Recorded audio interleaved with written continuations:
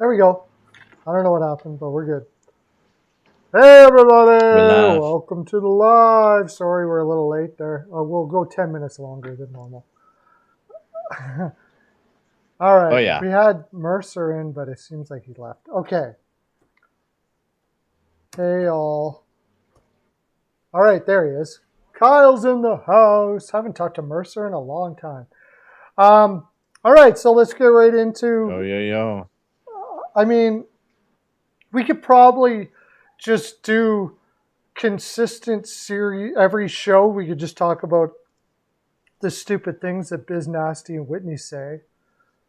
Yeah. I mean, if we really wanted to do that, I don't like talking shit about other streamers, especially guys. Well, not especially, I guess. I mean, it's just one thing we can. Okay, let's just. I mean, we're not really shitting on him. We're just talking about his opinion and how it's just really not. We're not really like, shitting on him. correct. We're just like shitting on his opinion. Yeah, and the guy they had on obviously was like a major analytics dude. And Biz Nasty and Whitney, they don't like to talk about that stuff at all. But they were basically saying that the New Jersey Devils were not going to make the playoffs for the next 5 years. That's what his statement is. Which is just ludicrous and crazy because, I mean, you take a look at the Devils. I seen the clip, and I've seen Biz and them say that type of crap before. Apparently, they have a bet on something. Maybe they're betting on the Devils just being crap for years. But basically, Biz went into saying that this team has had, failures over the past few years, even though, it's not. And I said this to you. It's like Biz believes that this team was trying not to win over the past few years, It's this team was trying to, they were looking to rebuild. Right. That's how they were looking to rebuild. But Biz didn't feel like they were doing that, apparently.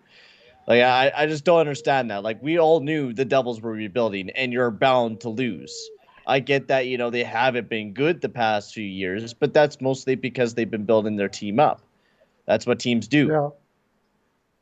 Of course, the Oilers, you can definitely blame it on just the fucking, the general managers being a complete fucking failures. But, I think, the Devils are going to be a playoff team maybe this year, maybe even the next year. Their defensive core is solid. They have, hopefully Venesic could be their guy. Maybe Blackwood can bounce back this year. They have a killer top six. There's just a lot to like about the Devils. So I don't know why Biz thinks that this team is not going to be in the playoffs for the next 5 years. They're not going to say why, but I know why. Because they don't have guys that go out there and, let's talk about code words, okay? Code words. These are what I think are code words coming from guys like Biz and Whitney. Need some grit. Yeah. That's code for you need people to run around and hit people even if it doesn't make sense. Yeah. And they don't have anybody that does that.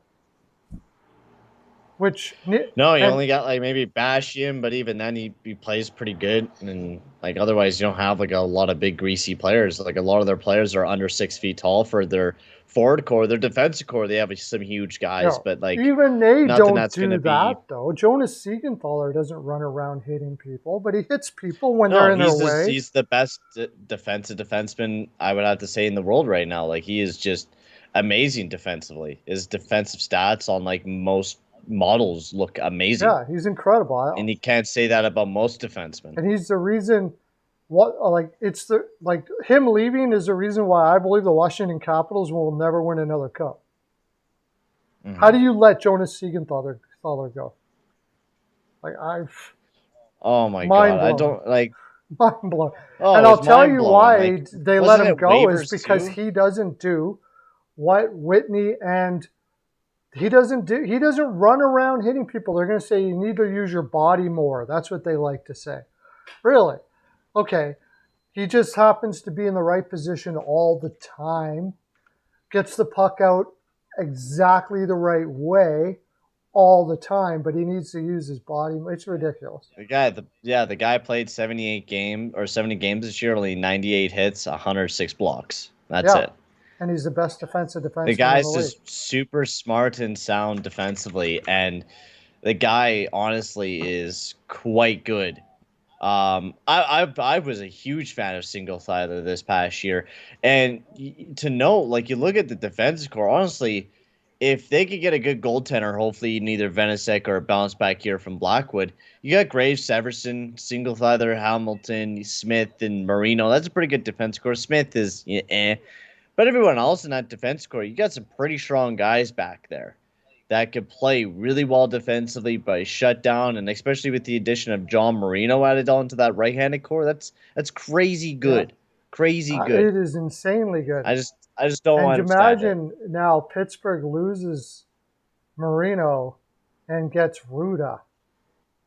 I mean, that's a downgrade all the hell right there. So, yeah, no, I think New Jersey's who's played alongside a fucking Hedman for the past yeah, little exactly. bit. So, like, as I don't understand why you do no, that. I don't either. But no, I think they're likely gonna. And there is something to be said. They do have to learn how to play 5-on-5 better. Their forwards for sure. They got a lot to learn, but they're only really, really young, and no better way to do that than bring in Palat. I mean, oh yeah, without if you want to learn how to play a great two-way game from the wing position, Palat's one of the guys you want to get for sure. But honestly, the Devils is one of the teams that I can see on the uprise right now. Like, especially with the Penguins and the Capitals going downhill. Like, your best teams here in the next few years will most likely be Carolina, Columbus, Devils, and Rangers. Those are going to be probably the four good teams that are going to be coming out of the Metro. Unless, like, the Penguins and Caps, I could still see them being good until Crosby and Malkin kind of start trailing down. But I can see the Devils being, top 5, maybe top 4. It depends on how good they can get their squad going for their 5-on-5 work. Defensively, they definitely need the work, and goaltender. That's a big thing as well, right? Like, I would say Carolina, Washington, Pittsburgh, and New York are your automatic teams that are in the playoffs right now. Now, New Jersey Devils can now, of course, push that bargain if they bring their A game, because quite honestly, I could see them doing that. I could see Jack Hughes have an amazing year. You had fucking Jesper Bratt, who had a killer year last year. Dawson Mercer did quite well in his first year. 42 points in 82 games. Then you got Sharangovich. Like, we are also talking about the fact that they're probably going to get Holtz here soon as well. Oh, they got lots of players coming up. And Holtz did good in the AHL. They got lots of players coming to Makamadulin, Ball. They got lots of guys coming up yet. Like, they've got everything in the world to make that roster just freaking crazy. Hughes is probably going to get 100 Mercer. We should move on to the next one. I think this is a really good point by Cal Mercy. As a hot take, he thinks Ottawa will make it to the playoffs this year. The only thing about Ottawa, the two things is about Ottawa. Defense. Yeah. But you know what? That could end up, from everything I'm hearing from that Sanderson kid, I don't know, man. He's something special, I guess. And you've got, I still like Lassie. I still like him. He's got a ways to grow, but I like what he's going to be. I know I've been hearing tons of rumors about Ottawa going after Chychrun. I thought about it a lot. I think Ottawa should not trade for Chychrun. Now you think they shouldn't? I changed my opinion on it because, like, Chychrun has had some all right numbers, I would say, but the price for Chychrun is more than what I think is worth for him. I don't know if it's more than it's worth, but I don't know. I think I would roll the dice more with what they have there, those young kids that are coming up there, I think. Right? Like, not saying that Chychrun's a bad defenseman. Yeah. It's just, I don't know. I mean, he was playing in Arizona, so his analytics could look a little bit different if he plays on a better team. But you don't need a left-handed defenseman. You really don't want to be trying to play a left-handed defenseman on his offside, which he probably play really well on his offside, though. But you really don't want that, right? Like, in your defensive core, you don't really want offhands. Like, it's okay occasionally to have. It works sometimes. But if they feel like it's going to work really good alongside a Shabbat and then it doesn't, are they going to, especially with Sanderson and then Thompson coming up the pipeline. And then you also got Jacob Bernard Docker as well, who looks quite good. Like, you got some good defensemen coming up the pipeline. And honestly, is it just better to wait and get those guys coming up slowly and just maybe believe in Brancham or try to find somebody that's going to be cheaper than Chychrun? Yeah, I think Branson The nice can be thing pretty about good. I'm probably a little higher on Chicken than you are, but I agree. I don't think Ottawa necessarily has to go out and do that. Well, like, I've been hearing rumors of like, oh, it was like Branstrom and then Zaitsev and a first and a prospect or something like okay, I would that. consider that, to tell you the honest truth. I mean, to get rid of Zaitsev's contract to begin with. That is the nice thing. That is the nice thing, to get rid of Zaitsev's contract. Like, I'm in the middle. Like, I think Chychrun would be not a bad pickup. It's just, do you really want to try to rush things when you already got some good developing defensemen and coming I up think the that's pipeline? exactly what Ottawa's saying. Is like, we got Sanderson, we got Lassie Thompson, we got a whole bunch of guys. We've been, we'll see what they're going to be first before we do something like that. Right? Because honestly, you could trade away like an Eric Branstrom or somebody later on down the road for a fucking prospect if you feel like your team needs a little bit more, or not prospect, a veteran player or a player at the deadline that you think will be worth for the team for the now and for maybe if you're pushing towards the playoffs. I think for the first thing, they need to wait to see how this team will be doing this year.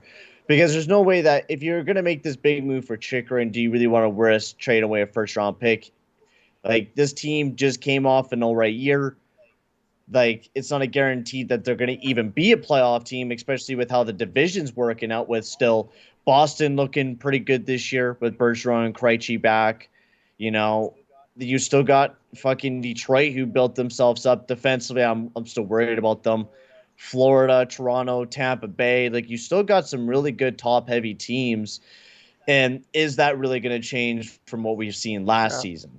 Yeah. And the other concern is, well, no, it's not really, because I think Stützle is going to go off this year. I'm not sure about Norris as a number one, but I don't think he is going to be the number one. I think Stützle is going to go off this year, and if that's the case, then they're set. But yeah, so that's why. Could they make the playoffs? Yeah, sure, why not? Forsberg, in net. Forsberg had a lot of stretches last year where he looked like a number one. Yeah, and that's a big thing too with Cam Talbot and Forsberg as well, and how well they perform. I just don't know. Like, I mean, the surprising thing is, honestly, if Florida doesn't fix up their defense core, I can see them being very low in the Atlantic. I like their offense. I think they'll still do quite well. I think they'll play somewhere in the second, third spot, but with that defensive core, it's kind of worrying me. I mean, sort of like what Colorado is, but they have much better defensemen, right?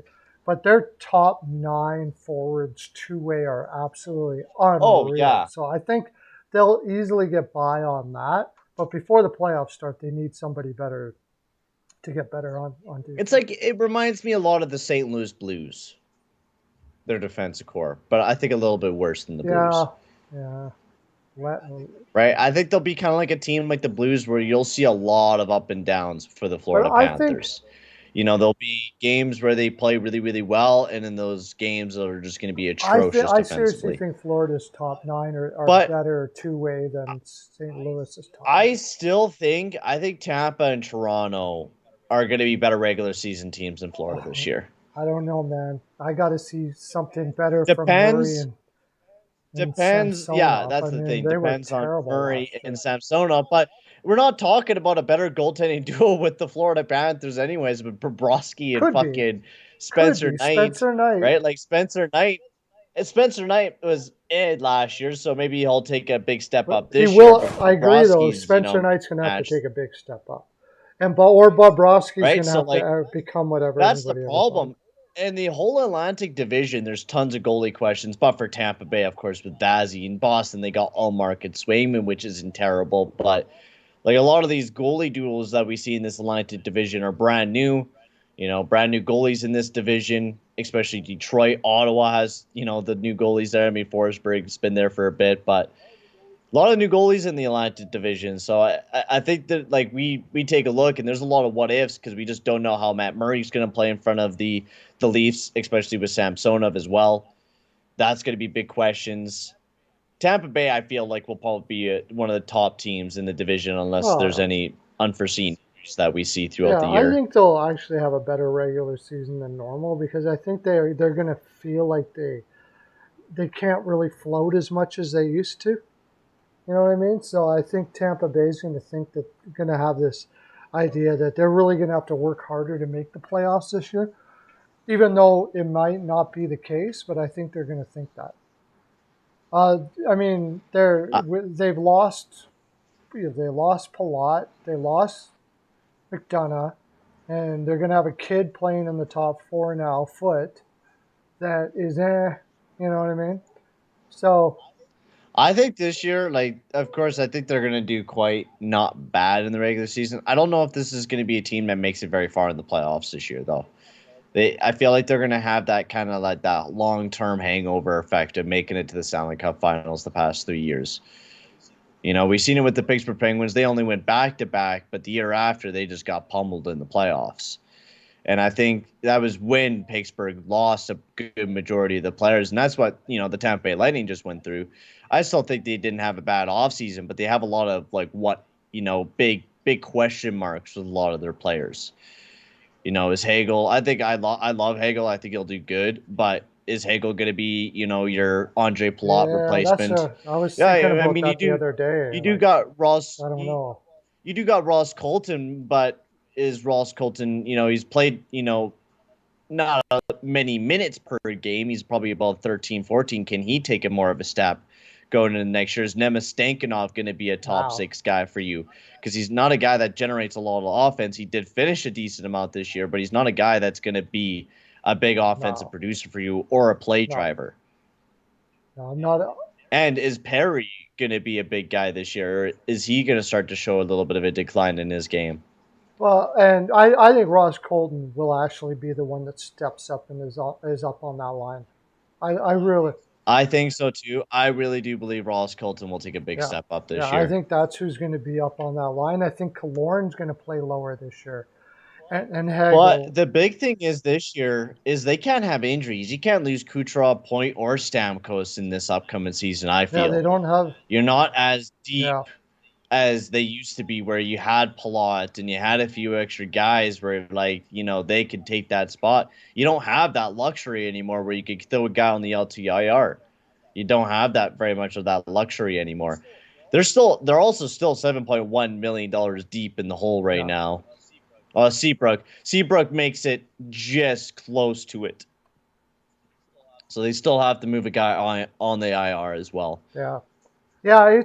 It's gonna And Tampa then what Bay the is fuck are really they? going to be an What interesting team. what are they gonna do next year, man? They're gonna be so deep in the hole with Sergachev taking that big contract, Cernak, and then also Sorelli as well.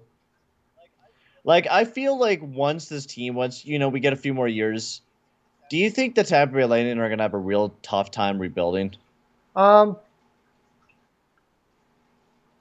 they draft really well, but they're going to have to, or they could be But this is definitely in Brisbraw we're trouble. talking about. This is a guy that we seen take over after Iserman. Yeah, Brisbraw's, draft record has been Isaac Howard. I do really like him. I mean, yeah, there's some good picks out of Brisbraw, but we haven't really seen any of them really take effect just yeah, we're yet. going to have to see what they turn into, but they haven't had that many. They seem to be that if they No, get their if they get their first round picks, they usually hit pretty good on them. But yeah, it's dangerous. They're in dangerous territory where where like per se, if we talk about a few years down the road, Kucherov will be fine. Point I think will be good. The Nick Paul contract is a big one. Like, is Nick Paul going to be that good over the next 7 years? not. You I know, don't think so. I like think it's a I big think that was risk. an overpay. So I think that there's going to be many more contracts like this. I don't think this is just going to be the last one. I think there's going to be a few more bad contracts that Brisbane is going to sign because we all know this. We've seen it many times before with teams that try to stay alive in the playoff hunt. Is you get desperate and you sign stupid contracts. We've seen it with many teams before. We've seen it with the Vancouver Canucks, Louis Eriksson. We've seen it, with the Buffalo Sabres with Okposo, that terrible 2016. I don't find the Chernak and Sergachev moves all that bad though, because they are 24 and 25. So yeah, Sergachev, I think is going to be that's going to be the big question this year. I love Sergachev during the playoffs, no doubt about that. I thought he took a real big step up, but his regular season, I've always I've seen hints of looking good, but then I've seen some other times where I'm like, I don't know if this guy is really worth $8.5 million. Now he could be just a late bloomer, kind of like what Darnell Nurse was. Darnell Nurse still gets high rated, but I do give him the respect that he put up a top 2 level defenseman type of year for the Edmonton Oilers this past year. Like, he was the top 2 defenseman that you kind of need out of a defenseman. Yeah. Of course, he's still young and makes mistakes, and that what could be Sergachev as well, because it takes a long time to develop defensemen. Like, without a doubt, it's the hardest thing to fucking develop is defenseman. Already a long time. I think Sergachev is going to be fine. I don't mind the Chernak deal. I mean, it's okay. They're young. They can build around them. It's just going to be really interesting to see how they build around them in Tampa Bay, how they go about doing that and building depth in their lineup. I think we're going to have to see if some veterans still go and get picks and stuff like that, and hopefully rebuild as quick as they possibly can. But the team I wanted to get into here, I said, imagine if Toronto gets Chychrun. Yeah, pretty tough for them to do that. It's been talked about, and I don't see them getting Chychrun without trading Nylander one way or another until the cap goes up. Yeah, well, and then I was hearing rumors about Kane going to Toronto, and Toronto don't want Kane. No, it doesn't make any sense. Where I think he's going to end up is the team that I'm about to talk about now. And I have a feeling, how there's a team that just surprises everybody and they collapse every year. And you and I have a tendency to be pretty good at guessing what that team will be. The New York Rangers is that team to me this year. Dude, someone fucking said that Mika Zibanejad, Grav, he said he was a top 10 center. No. I was like, excuse me? No, he's not. He's not top 10. No. I'm sorry, buddy. He's not. Nah. The guy is not. Honestly, Pearlo, I don't see this team having a downfall because of their defensive core and Igor. Yeah, but I think, that defense and everything is it is really solid, and Shesterkin's always going to keep you in there. But I have a feeling that there's going to be frustration in this room. They're going to make the playoffs, but I don't think they're going to knock it out of the park, make the playoffs. And there's going to be a lot of frustration as to why that is. And as they start looking for answers, it's going to build frustration in that room. And that's mostly because Didn't their depth struggle, their top 9 struggle all year last year? 5-on-5. They were surviving on their power play all year long. And Shesterkin was basically, especially for the first half of the season, that team was done if they didn't have a Shesterkin. And now their fucking depth is filled with Dryden Hunt, Philip Chatil, Samuel Blais, Gaucher, Goudreau, and Reeves as their depth. I like Hedl. You know that. I'm a Hedl guy. Yeah, but that's the only guy. Besides that, they don't have much. Goudreau can play good defensively, but my lord, they're playing the guy 3.6. No, he's a fourth and be a third every once in a while if necessary. You don't want him as your third line center, So, yeah, I don't know, man. If their power play falls, this is what I think is going to happen. Their power play is going to fall too. Their 5-on-5 is not going to be good. Shesterkin's just going to get absolutely, their defense is going to have to work so hard that I think this team is going to start faltering down. And then you know what they're going to do to solve the problem? Trade the youngins? No, they're going to go get Kane. Yeah, that'll be a real good fix for their top 6. Yeah. Yeah. Yeah. And that's not going to solve anything either. That's That'll what I think is going to happen. But that's because... Dude, yeah, let's just pick up Kane. We already have Panarin. Yeah, let's fucking pick up Kane as well. Like, you know, let's just get 2 guys that can't play defense. That's real genius. I know. I think the Rangers were on such a good track with Gorton, and I love the image of the team, the development of the team, and now it's just like, what's going on here, man? Like, what's going on, dude? Like, I thought this team was going up. They were looking good. You know, if they just kept taking her slow, I think it would have been all right. Well, really, I mean, Drury is dropping the ball huge with what he was given and what he has now and where he's going.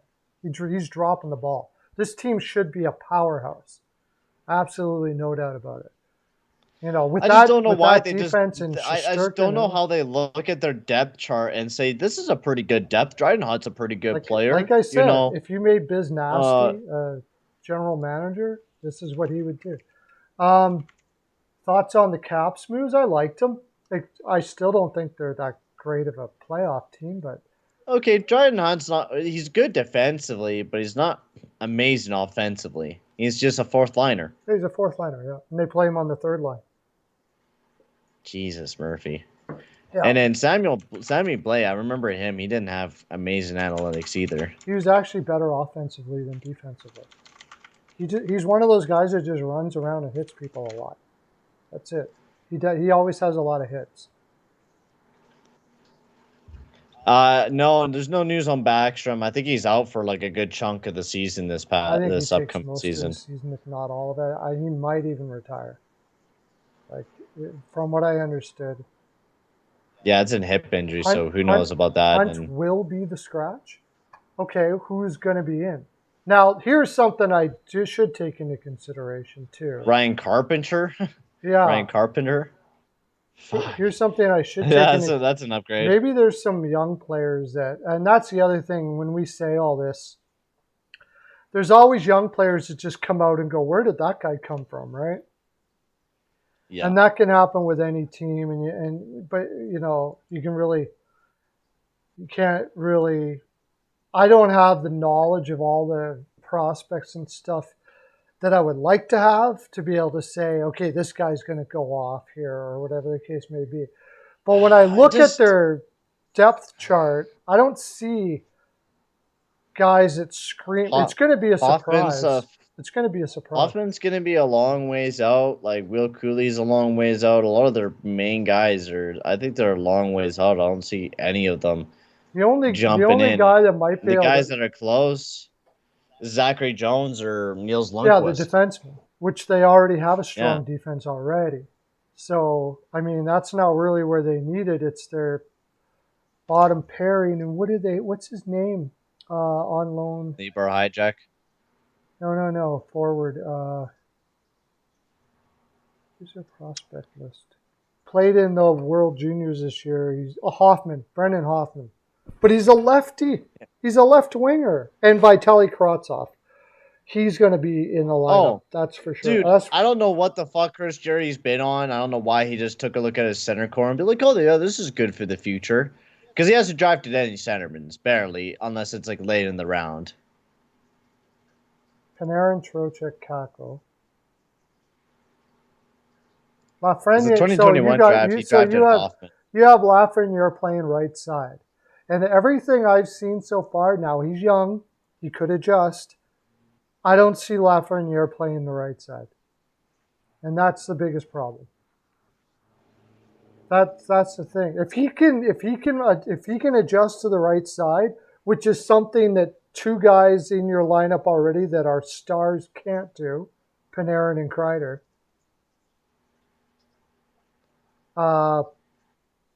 Then fine. I think the Rangers are fine. If he can't, they got a big problem. They got Hoffman coming up, who's never played the right side. They got Lafreniere on the left side, Kreider, and Panarin. Something's going to have to give there. But yeah, I have no idea. I'm not a big I like what the Rangers are doing defensively. I like their goaltending. Their forward core kind of worries me because all they added was Trocheck, and if you think that's going to be enough to take your team back to the conference finals again, you're wrong. I don't You understand. need more of an upgrade. I don't Like understand that Laffy and contract Capo at all. Caco is going to be good, but you caught a hot swing in the playoffs, man. You really did. You got a hot swing in the playoffs. Your goalie was playing fucking fantastic. You made it to the conference finals, but will that happen again? You can't guarantee that. A goalie could take you a long way, but problem is you also got to have good depth and a string of luck as well. And I just don't see that with the Rangers' depth. Especially up the middle. Overrated up the middle big time. This Kravtsov kid could be great. I don't know. He hasn't. But he's just back and forth. He's never I just don't know if he's gonna When be I really when I've playing seen him Rangers. play, I haven't seen a guy that looks like he has a huge offensive upside. But I mean, he's only 22, so what am I to say? I don't know. But yeah, dude, the Rangers' depth scoring was horrible. Reeves had 0 points. Goudreau during his 9 games only had 1 goal. Kevin Rooney 2 points. Tyler Mott 2 points. Fucking Capo Caco only had 5 points. Chatil had 9 points, and that was it for their depth. For true, the top six was good and all, I but think Kako will be better. But the problem with Kako, they have the same problem with Kako also as we also to have with know, Harvey. They don't you appreciate take a how they look at the play. power play points. Like Mika Spinajad had 11 points on the power play compared to his 24. I guess that would be. Let me do some quick maths. 24 minus 11. Spinajad only had 13 5-on-5 points. So 2 more than what he had on the power play. Right. Like they were heavy reliant on the power play. Like even Fox, 10 assists. He had 12 points on the power play. Of course, you're going to get that out of your all-star defenseman in general anyways. Only 11 points 5-on-5 wise. Yeah. Well, the whole team, We're heavy reliant in the the whole playoffs. team is not good 5-on-5. That's the thing. We've seen that. We've seen that a lot during the playoffs. They got exposed massively, and I don't know how, as a GM, you're getting called out for it, and then you just don't make any fucking changes at all to your 5-on-5 play. Yeah. Yeah. Here's my take on Panarin, Mark. And I guess it's the Ranger show today. But we'll get into the Caps. Go Caps! Don't run away on us. But my take on Panarin. Remember the reason why Panarin wanted to go to the Rangers was because he had the terrible problem of having a supermodel fiance, and The supermodel wife. what a tough life, eh? I have a supermodel wife, and and so she needs to play in a big market. So I got to take my $10 million a year and go to New York. So tough life. Anyways, but that being said, because of all of that, and the good thing about him was he was upfront about it right from the time he was in Chicago. The thing about that, I think Panarin might have got caught up in this life quite a bit because I don't see the same Panarin as I did in Columbus. Oh no, the past 2 seasons for Panarin, he's producing a lot of points, but 5-on-5 wise, he's been atrocious. Yeah, and 5-on-5 is where the work has to be done, right? His first season in the Rangers was amazing, but the last 2, he's been very piss poor to say the least. And people have been blaming that on Strome, saying that if he had a better center, he would be better. And I mean, that could be valid, I suppose, but you didn't get one. Yeah, but in his first year with the team, he played fucking amazing and still had Spinajad and Strome as their center. Yeah. So I don't think there was any excuse, and especially with how bad that team was when Panarin first played his first season here. They weren't amazing 5-on-5 production-wise anyways. He had like a 20-point lead ahead of Spinajad, and the next guy below him was Strome with 59. Yeah. So I think Panarin can, without a doubt, carry this team offensively. Panarin has showed us many times that he could be probably one of the best wingers in the NHL if he were to try. Yeah, and I think his try level, like you said, this is just a theory. I'm not saying it's true, but I mean, you have a supermodel wife. You're in New York. She is doing supermodel things, which is high society, going to big parties, on yachts. And you already got $11 million. And you got $11 million yourself, and you're rubbing elbows with. All of a sudden, hockey doesn't really be on the top of your head all the time. Like you're working your way up. This is not just a problem for a guy like Panarin. I mean, it happens to a lot of players, and I can totally understand it because I would probably get caught up in it myself. But I think that maybe that might be happening with, and in this case, I think because Drury was very unhappy with Panarin in the playoffs, and so should he have been. There was like Mark Brown was talking about how, they were even thinking about trading him. I don't know how you could possibly trade him and get any value with his contract and a no movement clause. Probably the only place he would go to is LA, because of his supermodel wife. So, yeah. So it would be a difficult move. Anyways, that's my surprise team to fall this year that nobody's going to see coming. I don't think they're going to miss the playoffs necessarily, but I think it's possible they could just scrape in. Mm-hmm. Yeah, so Go Caps was asking us about the thoughts on the draft picks for the Caps. I like them. I really like Marchenko and Ryan Chesley. I thought was a really good selection as well. I heard a lot of good things about Ryan Chesley being like kind of like a medium, like a top four kind of potential type of defenseman. Played really good down in America. Just a really solid two-way guy. Marchenko has a great shot.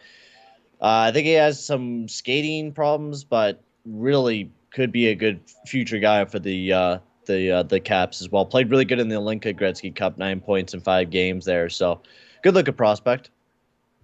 Yeah, it's hard to say. Like Washington, quite obviously, like they draft big and fast. They want size that can skate, and the rest, whatever. Offense comes third.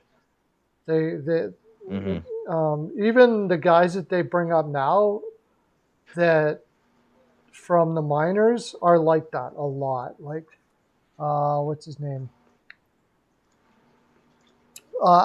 Johnson, Felialbi, Beck Malenstein. They brought up Alexei Protas. Even then, they've been drafted some smaller guys with McMichael and Hendricks Lapierre. They will. They will if they think that they can find the skill in the guy. But if they can't get their skilled guy, they'll go for big guys that can skate. Like when they drafted, what did you say, Hendricks Lapierre, right? Yeah, I mean Lapierre. He had some serious injury problems. Oh. Yeah, and he had amazing skill. Like, the guy was fucking insane. Probably would have been drafted higher if it wasn't for all the injury problems. And then you got McMichael this year too. Like, I think with a full season once again for McMichael, he'll look pretty good. I'm really excited to see what McMichael will be able to do this year. He looks like he's going to be a pretty. His analytics, bro. Oh, I just looked up his analytics. Holy shiz! If he could get his finishing ability up, this guy could easily be a 50-point guy this upcoming season. Yeah, easily. No, he's succeeded every level, so I can't see what. Give this man more minutes. Holy crow, giving him fourth line minutes for producing that good. Jesus, I don't get crikey. it. But Washington's. Oh right. Yeah, Washington in general are not analytics driven at all. That's. Well, not just that. They'll support their veterans more than their youngins. They've been doing it since how long now? Forever. They've been more driven on getting veteran players that are already playing really good before the youngins. Yeah, and that's usually what teams that are not analytics driven do, right? So yeah, they just got lucky to bring in Barry Trotz, who I think they should be playing him higher up the lineup because they got TJ Oshie that is starting to fall down more and more. He's not a guy that's going to produce you a lot of offense, so why not use Michael more up in the higher ups in the lineup. No, I would hope that they like, especially now this year. I don't think I really want Brown playing up in the top 6. I know he's buddies with Strome, but you don't want Brown up in the top 6. Brown right now. Right now, he's better than Brown right now. Oh, without a doubt. I think without a doubt, I think McMichael could perform way better than Brown. I think that McMichael Strome is sick going into next year.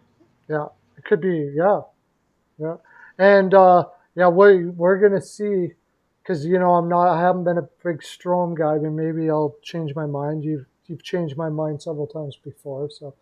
But I mean, I do love McMichael, and it's. I'm really excited on Strome this year. I think Strome is going to be really, really good for the Caps, especially with his analytics, the way that they look, and I'm quite excited to see how Strome will do there with the Caps.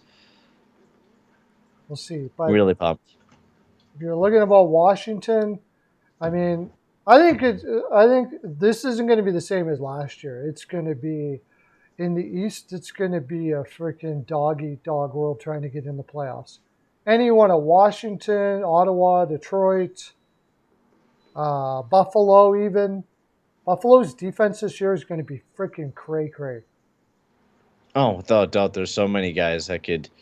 there's so many teams that are going to be deadly in this Eastern Conference. It's quite scary how thick the Eastern Conference is with, almost every team.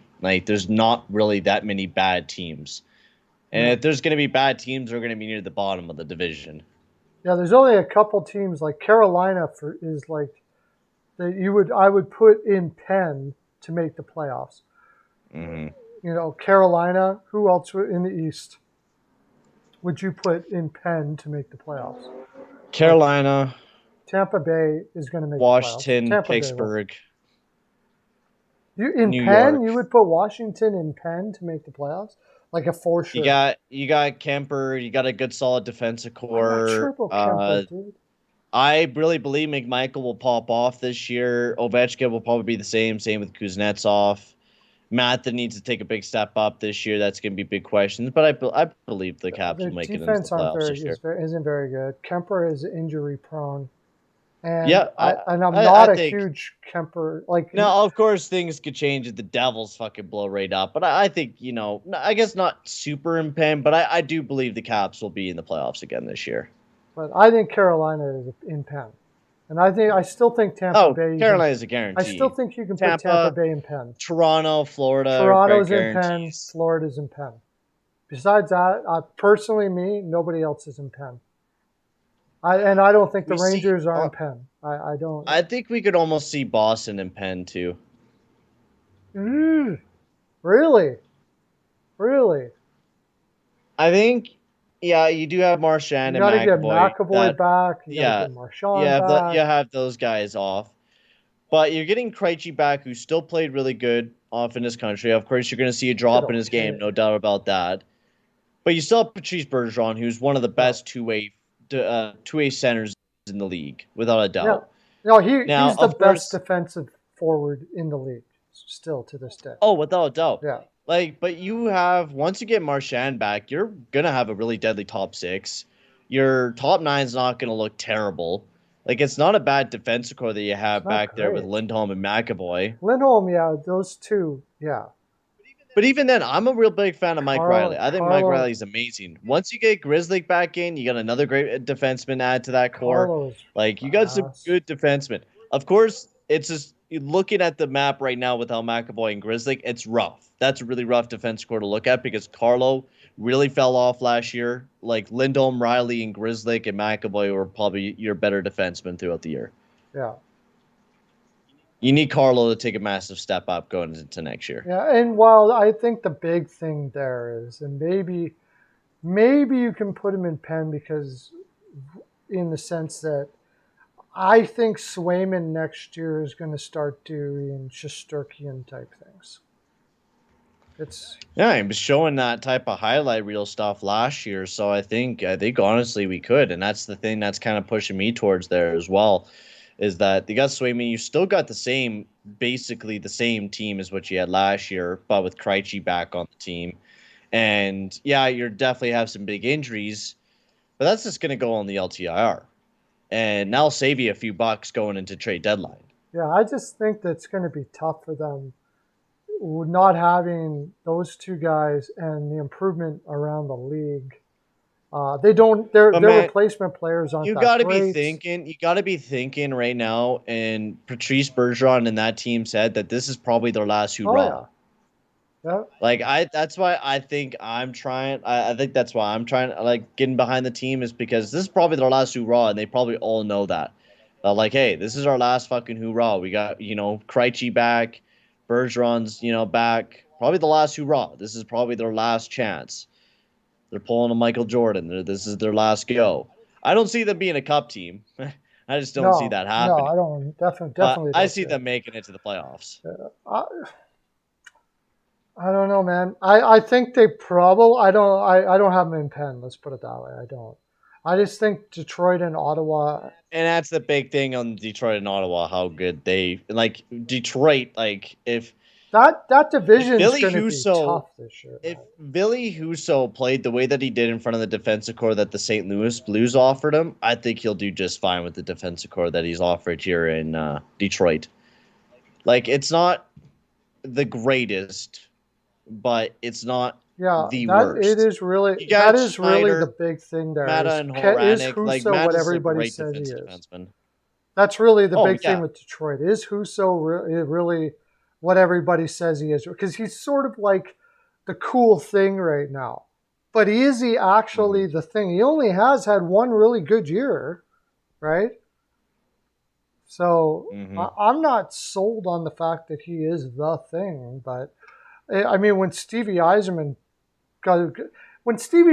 does something and makes you believe in it a little more, let's face it, right? Like it's just without a doubt. But I loved Husso. I think Husso could be an amazing goalie, and I think he'll do just fine going into next year. And another team we haven't really talked about between me and you, Pearlo, is the Buffalo Sabres. I mean, we talked about them for a bit. But we did a video on it, but we didn't talk about it live. No, we haven't really talked about the team very much live. This is another interesting team too. I don't see them, of course, a playoff team. I'm not sure about nowhere near it. Really? Okay, let me bring them up here. I'm not sure about that, and most of the. But their goaltending is Anderson and Comrie though. With Comrie played his max. Comrie is sort of like Husso right now. Like he had a great year in Winnipeg. I see Comrie having, because he'll probably play about 40, 50 games. I see him having like a 905, 910 save percentage this coming year. Well, you think about it, you look at a lot of younger goalies that, go into their first full season. Comrie had a 920 save percentage in front of a pretty bad defense score, but he only played in 20 games. Yeah, that's the thing. Can he handle the bigger workload? If he played an extra 20 there in Winnipeg, would his numbers go down? Yeah, that's the question. That is the question. And you can actually say the same about Husso if they're going to use him as a number one. Yeah, because he only played like 45 this past season, so like he's probably going to be playing another extra 15 games, and he only had a 919 save percentage. Is that going to go down? So that's the biggest question as well. Yeah, that is to me the biggest question mark about Buffalo, because I don't have many questions about their defense at all. Matthias Samuelsson is freaking one of the most underrated. I'm not a big fan of Yoko Harshu. If they play him less minutes, I think I'll like it. He's going to get less minutes now. So. With Lyubushkin, I imagine Lyubushkin playing higher up than Yoko Harshu. Maybe, I don't know. He probably should, I guess.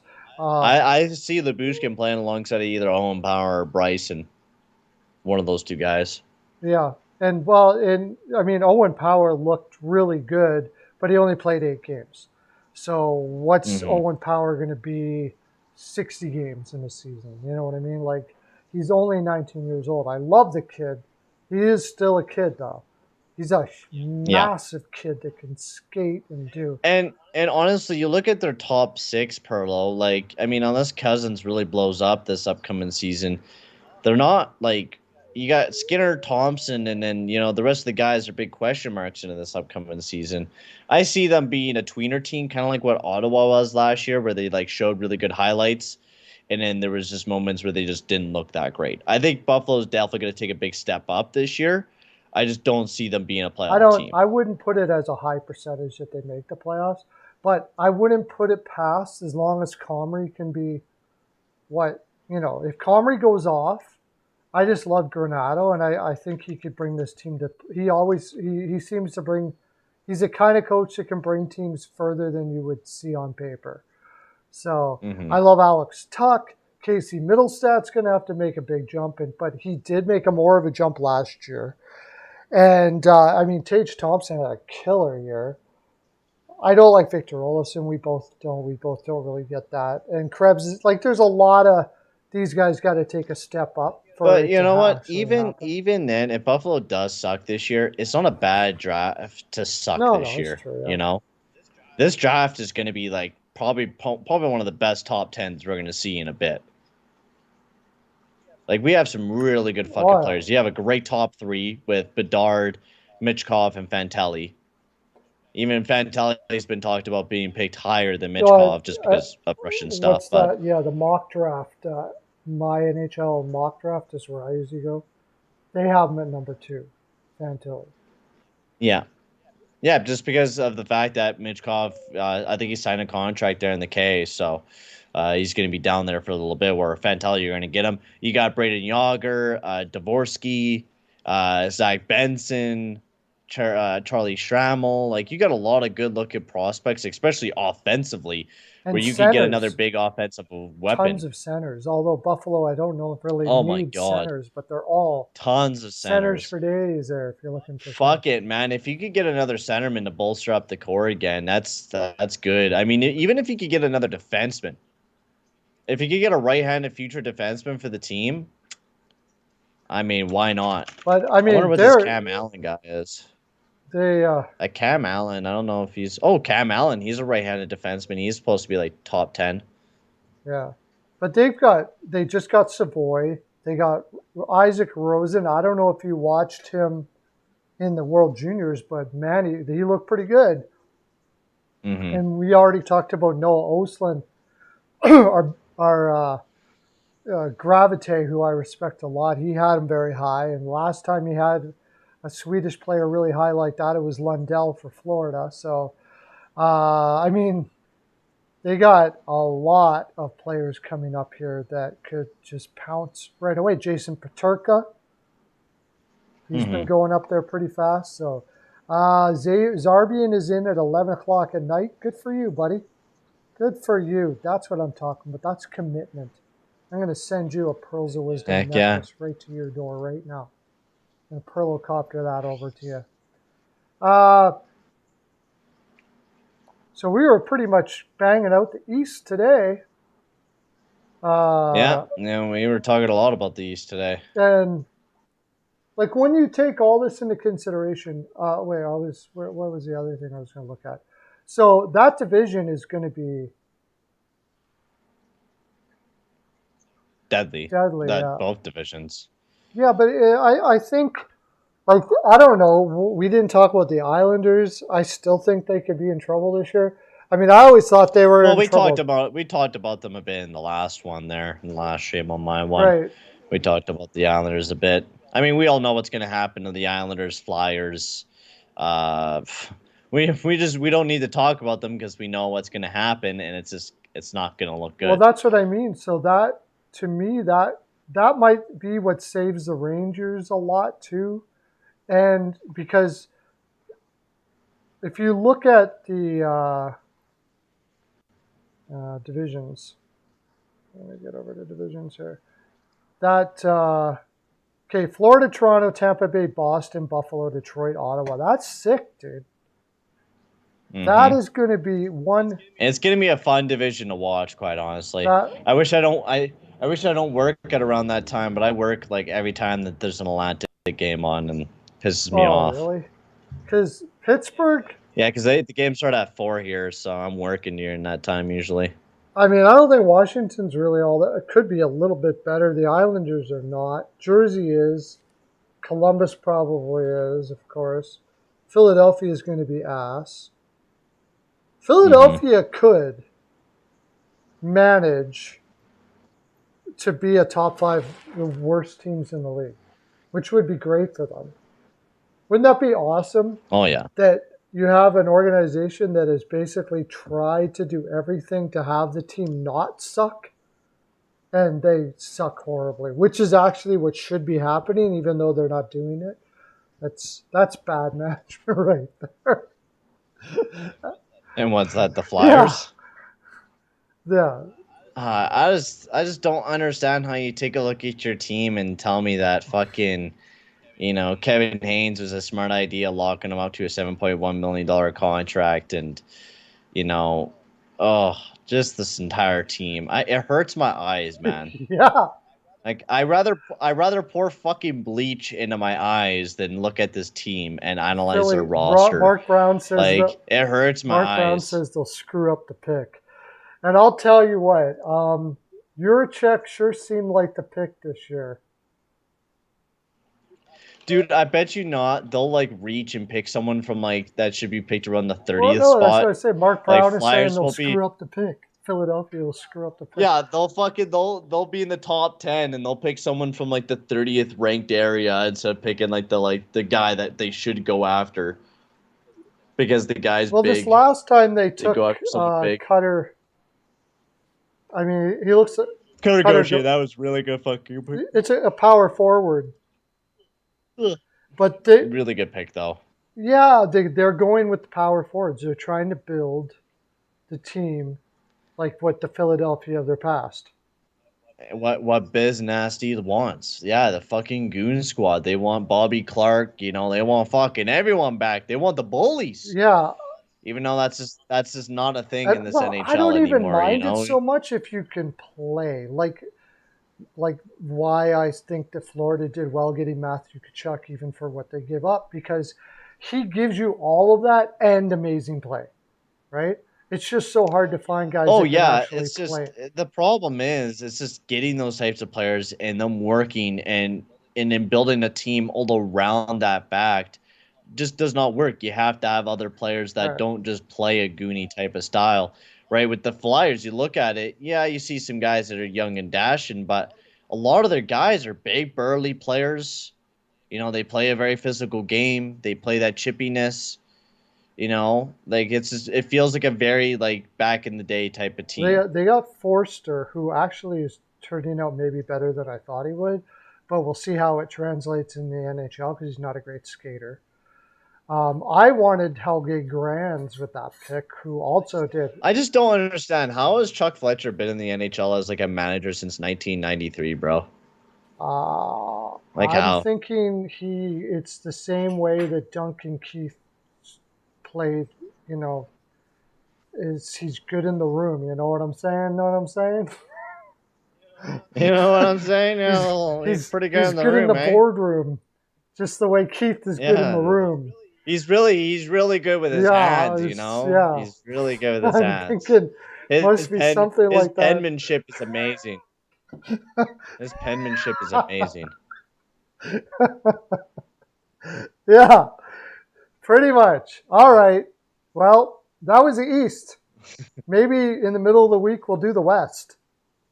Hey? Yeah. You know what? On my stream next week sometime we'll be doing the West. We'll get into the West and whatever they're doing, and we'll do that at when we feel like at 1:00, like usual. We'll make sure that you guys know about it. Maybe when the regular season. Hey, we're almost preseason. We're almost preseason time, man. We're a month away. Yeah, buddy. And then we're on the countdown. Yeah. So that was our full 42. Thanks, Payton. And of course, we will be back again in the middle of the week next week. Thanks everybody for joining. And that's it. Have a great day, everybody. Get ready for the West next time we talk. Talk to you later. Peace. I love that, man.